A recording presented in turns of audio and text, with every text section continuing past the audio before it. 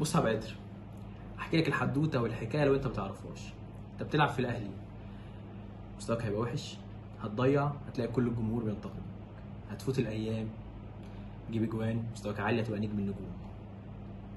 اوعى تفتكر ان كل جمهور الاهلي سنه صغير. في اجيال حضرت الاهلي قبل ما انت تتولد، قبل ما تلعب في الاهلي اساسا، حضرت نجوم واساطير واسامي تخوف. الاسامي دي كانت بتلعب في استاد جمهور كامل، كانوا بيسمعوا الكلام بودانهم، ما كانش بيبقى في رد فعل غير ان هم يتحسنوا في الملعب والنتائج تتغير.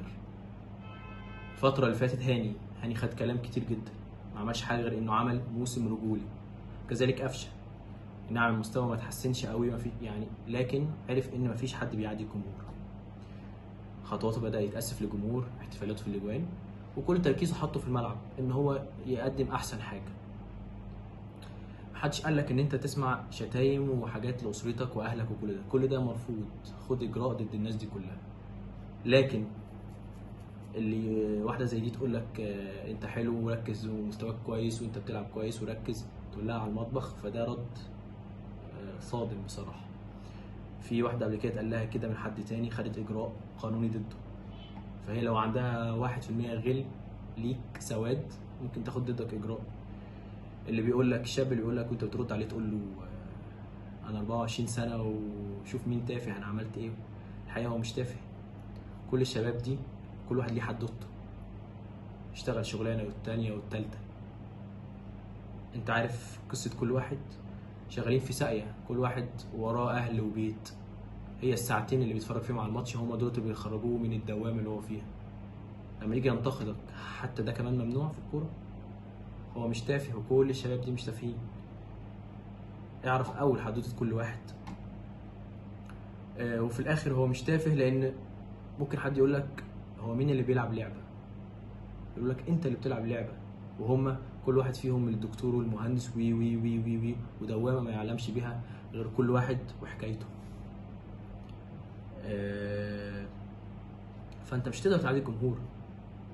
كام واحد ماسك تليفونه وكومنتات، اللي بيكلمك لمصلحتك، واللي بيكلمك يستفزك عشان ترد عليه ياخد سكرين واللي مصلحته تانية خالص، الله اعلم. فانت مش هتقدر تعمل كده. انت كل تركيزك انت لعيب كوره، هأدي في الملعب، عملت حاجه كويسه الجمهور هيشكرني عليها، عملت حاجه وحشه ما قداميش غير ان انا اتحسن.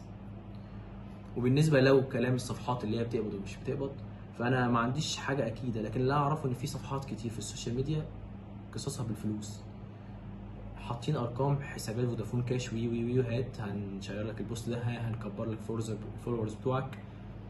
لكن حوار الصفحات الاهلي انا ما عنديش معلومه اكيد عشان اقول او اغلط في حد، لكن ممكن يكون وارد. بس سيبك من فلوس. انا لو ادمن صفحه اهلي مثلا وصديقي جدا كهربا، صباح الدلع، وده مش فير.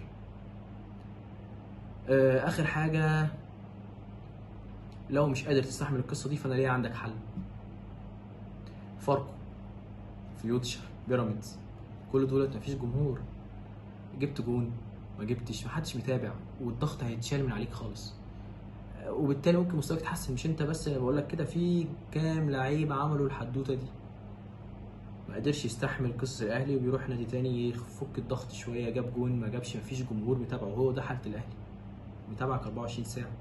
عايز مهاجم سوبر، عايز دي ما تضيعش لان دي بطوله بس. فالجمهور ما بيتعداش، الشتايم مرفوضه، انتقاد هو بينتقدك، وارد ينتقدك، لكن مفيش حد بيرد على كل دول. الصغير اللي مش عارف، اللي بينتقدك لمصلحته بس انت مش عارف نواياه، اللي نواياه مش كويسه وعايز ياخد لك سكرينات في الشتايم، مش هتقدر. هو كل اللي عليك تتحسن في الملعب، كوره وبس. في حاجات غير لائقه تاخد اجراء. هي دي الحدوته كلها، وربنا يهدينا كلنا ان شاء الله.